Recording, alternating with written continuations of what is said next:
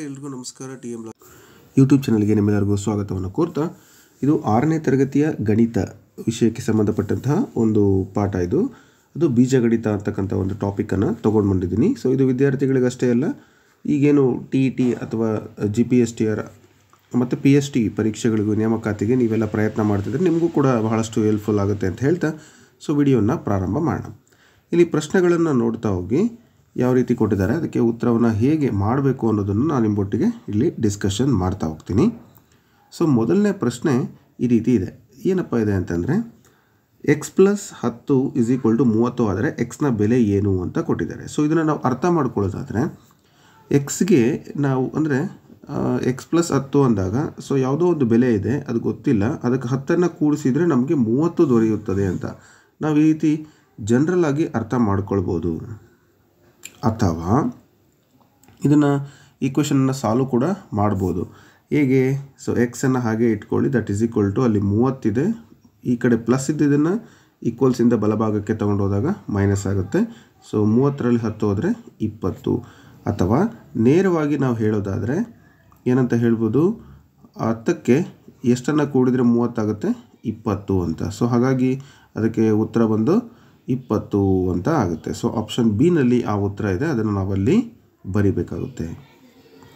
So ಅದೇ ರೀತಿ ಮುಂದಿನ ಪ್ರಶ್ನೆಯನ್ನು ನೋಡೋಣ.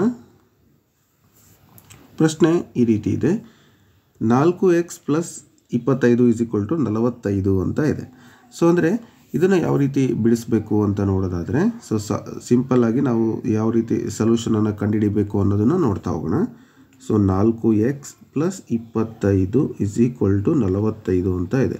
ಸೊ 4xನ್ನು ಹಾಗೆ ಇಟ್ಕೊಳ್ಳಿ, ಇಲ್ಲಿ ನಿಮಗೆ ಮುಂದೆ ಇರ್ತಕ್ಕಂಥದ್ದು 45, 25ನ ಆಚೆ ಕಡೆ ಕಳಿಸಿದರೆ -25 ಆಗುತ್ತೆ. ಸೊ 45ರಲ್ಲಿ 25ನ್ನು ಕಳೆದ್ರೆ ಎಷ್ಟಾಗುತ್ತೆ? ಸೊ ಇನ್ನು 20 ಉಳಿತು. ಇಲ್ಲಿ 4x ಇದ್ದಿದ್ದು ಬರೀ ಎಕ್ಸನ್ನು ಹಾಗೆ ಇಟ್ಕೊಂಡ್ರೆ /4 ಆಗುತ್ತೆ.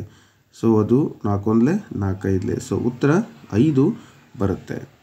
ಸೊ ಈ ರೀತಿಯಾಗಿ ನಾವು ಇದನ್ನ ಏನು ಮಾಡಬೇಕಾಗುತ್ತೆ? ಸಾಲ್ವ್ ಮಾಡಬೇಕು. ಸೊ ನೆಕ್ಸ್ಟ್ ಪ್ರಶ್ನೆ, ಒಂದು ಚಾಕೊಲೇಟ್ನ ಬೆಲೆ 10 ರೂಪಾಯಿ ಆದರೆ m ಚಾಕೊಲೇಟ್ಗಳ ಬೆಲೆ ಎಷ್ಟು ಅಂತ. ಸೊ ಏನು ಮಾಡಬೇಕಾಗುತ್ತೆ ನಾವು ಅಂತಂದರೆ, 10 ರೂಪಾಯಿ ಇಂಟು ಎಷ್ಟು ಚಾಕ್ಲೇಟ್ ಇದ್ದಾವೆ ಅಷ್ಟನ್ನು ಗುಣಾಕಾರ ಮಾಡಬೇಕು, ಅಂದರೆ 10 m ಆಗುತ್ತೆ. ಸೊ 10 m ಅಂತಕ್ಕಂಥದ್ದು ಅದಕ್ಕೆ ಸರಿಯಾದ ಉತ್ತರ ಆಪ್ಷನ್ ಎನಲ್ಲಿ ಇದೆ ಅದು. ನೆಕ್ಸ್ಟು, ಲತಾಳ ವಯಸ್ಸು x ಆದರೆ, ಅಲ್ಲಿ ಸ್ವಲ್ಪ ನೀವು ಏನು ಕೊಟ್ಟಿಲ್ಲ ಅಂತ ತಿಳ್ಕೊಬೇಡಿ, ಪ್ರಿಂಟ್ ಮಿಸ್ಟೇಕ್ ಆಗಿರುತ್ತೆ. ಸೊ x ಆದರೆ ಅವಳಿಗಿಂತ 3 ವರ್ಷ ಚಿಕ್ಕವಳಾದ ಅವಳ ತಂಗಿಯ ವಯಸ್ಸು. ಚಿಕ್ಕವಳು ಅಂತಾಗ ಇರುವಂಥ ವಯಸ್ಸಲ್ಲಿ 3 ವರ್ಷವನ್ನು ಕಳಿಬೇಕು. ಸೊ x - 3 ಅದಕ್ಕೆ ಸರಿಯಾದ ಉತ್ತರ ಆಗುತ್ತೆ. ಅಂದರೆ ಈ ರೀತಿಯಾದ ಒಂದು ಪ್ರಾಬ್ಲಮ್ಗಳು ಈಸಿ ಅನಿಸುತ್ತೆ, ಬಟ್ ಸರ್ಟೈನ್ ಟೈಮ್ನಲ್ಲಿ ಪರೀಕ್ಷೆಯಲ್ಲಿ ಒತ್ತಡದಿಂದ ನಾವು ಅದನ್ನು ಸರಿಯಾದ ಉತ್ತರವನ್ನು ಹೇಳಲಿಕ್ಕೆ ಆಗೋದಿಲ್ಲ. ನೆಕ್ಸ್ಟು, ಒಂದು ತ್ರಿಭುಜದ ವಿನ್ಯಾಸವನ್ನು ತೋರಿಸಲು ಬೇಕಾದ ಬೆಂಕಿ ಕಡ್ಡಿಗಳ ಸಂಖ್ಯೆ. ತ್ರಿಭುಜಗಳಿಗೆ 3 ಬಾಹುಗಳು ಬಹಳ ಮುಖ್ಯ. ಸೊ ಹಾಗಾಗಿ 3 ಕಡ್ಡಿಗಳು ನಮಗೆ ಬೇಕಾಗುತ್ತೆ. ಸೊ ನೆಕ್ಸ್ಟು ಮುಂದಿನ ಪ್ರಶ್ನೆ, ಇಲ್ಲಿ ಅಕ್ಷರಗಳ ಮಾದರಿ ಕೊಟ್ಟಿದ್ದಾರೆ. ಸೊ ಅದಕ್ಕೆ ಎಷ್ಟು ಕಡ್ಡಿಗಳು ಬೇಕಾಗುತ್ತೆ ಅಂತ ಹೇಳ್ಬಿಟ್ಟು ಒಂದು ಪ್ರಶ್ನೆಯನ್ನು ಕೊಟ್ಟಿದ್ದಾರೆ. ಸೊ ಪ್ರಶ್ನೆನ ನೀವು ಮತ್ತೊಂದು ಸರಿ ಓದ್ಕೊಂಡು ಬಂದರೆ ನಿಮ್ಗೆ ಗೊತ್ತಾಗುತ್ತೆ. ಪಟ್ಟಿ ಎನಲ್ಲಿರುವಂತಹ ಮಾದರಿಯೊಂದಿಗೆ ಪಟ್ಟಿ ಬಿನ ಅಗತ್ಯವಿರುವ ಬೆಂಕಿ ಕಡ್ಡಿಯನ್ನು ಬಳಸಿ ರಚಿಸಬಹುದಾದ ಮಾದರಿಯ ಸಾಮಾನ್ಯ ನಿಯಮದೊಂದಿಗೆ ಹೋಲಿಸಿ. ಅಂದರೆ ಪಿಯು ಒಂದು ಅಕ್ಷರದಲ್ಲಿ ಬಳಸುವಂತಹ ಬೆಂಕಿ ಕಡ್ಡಿಗಳ ಸಂಖ್ಯೆಯನ್ನು ತೋರಿಸುತ್ತದೆ ಅಂತ ಕೊಟ್ಟಿದ್ದಾರೆ. ಸೊ ಇಲ್ಲಿ ಎಸ್ ಅಕ್ಷರದ ಮಾದರಿ ನೋಡಿ ಎಷ್ಟಿದೆ, 1 2 3 4 5 ಬರಬೇಕು. ಹಾಗಾಗಿ 5p ಅಂತ ಆಗುತ್ತೆ, ಅದಕ್ಕೆ ನಾನು 1 ಅಂತ ಬರ್ತೀನಿ. ಅದೇ ರೀತಿ ಇಲ್ಲಿ 1 2 3 ಬರುತ್ತೆ. ಸೊ 3 ಅಂತಕ್ಕಂಥದ್ದು ಇಲ್ಲಿದೆ, 3p ಅಂತ ಇದೆಯಲ್ಲ. ಸೊ ಈ ರೀತಿ ಬರೆದಿದ್ದೀನಿ. ನೆಕ್ಸ್ಟ್ ನೋಡಿ 1 2 3 4 5 6 ಅಂತ ಇದೆ, ಇಲ್ಲಿ ಬರುತ್ತೆ ನೋಡಿ 6p ಅಂತ ಬರ್ದಿದ್ದೀನಿ. ಈ ರೀತಿ ನಾವು ಇದನ್ನು ಮ್ಯಾಚ್ ಮಾಡಬೇಕಾಗುತ್ತೆ. ನೆಕ್ಸ್ಟ್ ಮುಂದಿನ ಪ್ರಶ್ನೆಗಳನ್ನು ನೋಡ್ತಾ ಹೋಗೋಣ. ಇವು ಕೂಡ ತುಂಬ ಈಸಿ.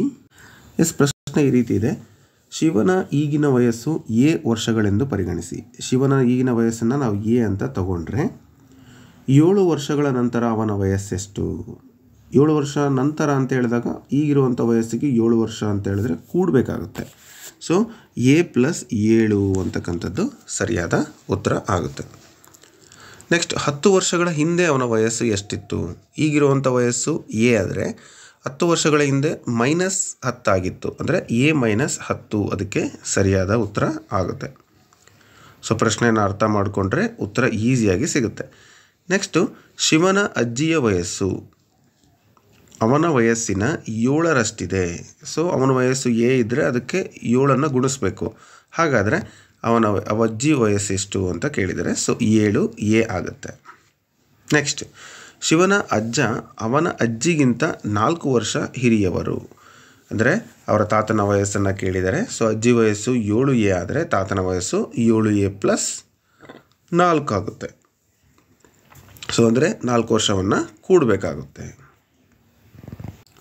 ಮುಂದಿನ ಪ್ರಶ್ನೆ, ಶಿವನ ತಂದೆಯ ವಯಸ್ಸು ಅವನ ವಯಸ್ಸಿನ 4ರಷ್ಟಕ್ಕಿಂತ, ಅಂದರೆ ಶಿವನ ವಯಸ್ಸಿನ 4ರಷ್ಟು ಅಂದರೆ 4 ಎ ಆಗುತ್ತೆ, 2 ವರ್ಷ ಹೆಚ್ಚಾಗಿದೆ, 4 ಎ ಪ್ಲಸ್ 2 ಅಂತ ಬರಿಬೋದು. ಸೊ 4 ಎ ಪ್ಲಸ್ 2 ಹೇಗೆ ಬಂತು ಅನ್ನೋದನ್ನು ಅರ್ಥ ಮಾಡ್ಕೊಳ್ಳಿ. ನೆಕ್ಸ್ಟು ಬೀಜೋಕ್ತಿಯನ್ನು ಬರೀರಿ ಅಂತೇಳಿ ಹೇಳಿಕೆಗಳನ್ನು ಕೊಟ್ಟಿದ್ದಾರೆ. ಸೊ ಹೇಳಿಕೆ ಏನಿದೆ, ಮೊದಲನೇದು ಅಂದರೆ ಎಕ್ಸ್ಗೆ 10ಅನ್ನು ಕೂಡಿದೆ ಅಂತ.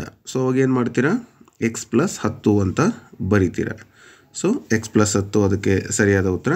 ನೆಕ್ಸ್ಟು 5ರಷ್ಟು ಎಮ್ನಿಂದ, ಅಂದರೆ 5 ಎಮ್ನಿಂದ 3ಅನ್ನು ಕಳೆದಿದೆ. ಸೊ 5 ಎಮ್ ಮೈನಸ್ 3 ಅಂತ ಆಗುತ್ತೆ. ನೆಕ್ಸ್ಟು ಟೀನಿಂದ 5ಅನ್ನು ಕಳೆದಿದೆ. ಸೊ ಟೀನಿಂದ 5ಅನ್ನು ಕಳೆದಿದೆ ಅಂದರೆ ಟಿ -5 ಅಂತ ಆಗುತ್ತೆ. ಸೊ ಇಷ್ಟು ಅದಕ್ಕೆ ಸರಿಯಾದ ಉತ್ತರಗಳು. ಸೊ ನೀವು ಕೂಡ ಅದನ್ನು ಗೆಸ್ ಮಾಡಿದಿರಿ ಅಂತ ಅಂದ್ಕೊಳ್ತಾ, ಸೊ ವಿಡಿಯೋನ ಇದು ಕೆಲವರಿಗೆ ಗಣಿತ ಕಷ್ಟ ಅಂತ ಹೇಳ್ತಿರ್ತಾರೆ, ಅವರು ಈ ಥರದ ಒಂದು ಸಿಂಪಲ್ ಬೇಸಿಕ್ ಕಾನ್ಸೆಪ್ಟ್ಗಳನ್ನು ಅರ್ಥ ಮಾಡ್ಕೊಳ್ಳೋದು ತುಂಬ ಉಪಯುಕ್ತ ಆಗುತ್ತೆ. ನೀವು ನಿಮ್ಮ ಸ್ನೇಹಿತರಿಗೆ ಇದನ್ನು ಶೇರ್ ಮಾಡಿ. ಅವ್ರು ಯಾರಿಗೆಲ್ಲ ಮ್ಯಾಥಮೆಟಿಕ್ಸ್ ಕಲಿಬೇಕು ಅಂತ ಆಸಕ್ತಿ ಇದೆ ಅವರಿಗೆ ಇದಕ್ಕೇನು ನೀವು ದುಡ್ಡು ಕೊಡೋದು ಬೇಕಾಗಿಲ್ಲ, ಏನಿಲ್ಲ, ನಿಮ್ಮ ಸ್ನೇಹಿತರಿಗೆ ಒಂದು ಹೆಲ್ಪ್ ಆಗುತ್ತೆ ಅಂತ ಹೇಳ್ತಾ, ಸೊ ನೆಕ್ಸ್ಟು ಕ್ವಶನನ್ನು ನೋಡ್ತಾ ಹೋಗೋಣ. ಮುಂದಿನ ಪ್ರಶ್ನೆ, 10ರಿಂದ ವೈಯನ್ನು ಕಳೆದರೆ 3 ದೊರೆಯುತ್ತದೆ ಅಂತ ಒಂದು ಈ ಕ್ವಶನ್ ಕೇಳಿದ್ದಾರೆ. ಇಲ್ಲಿ 10ರಿಂದ ವೈಯನ್ನು ಕಳೆದಾಗ 10 - y = 3 ಅಂತ ಬರಿಬೋದು. ಎಸ್. ನೆಕ್ಸ್ಟ್ 3ರಷ್ಟು ಪಿ ಮತ್ತು 5ರಷ್ಟು ಕ್ಯೂ ಅನ್ನು ಕೂಡಿದಾಗ 80 ದೊರೆಯುತ್ತದೆ.